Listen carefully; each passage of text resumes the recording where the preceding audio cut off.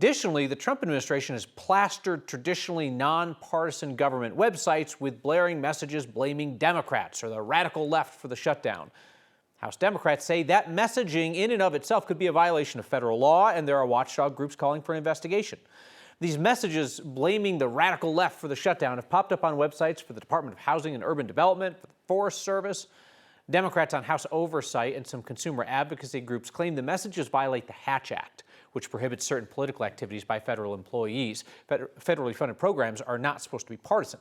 We talked with Scott Fitzwilliams, former supervisor for the White River National Forest. He's worked through several government shutdowns in his 35 years with the Forest Service, and he says the current messaging is unfairly dragging federal employees into partisanship.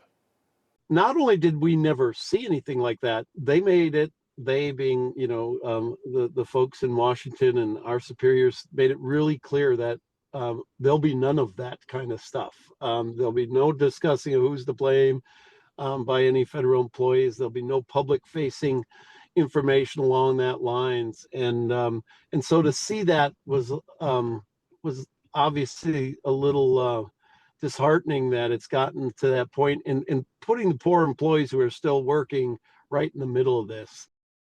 So, is it illegal? Is anything illegal anymore, right?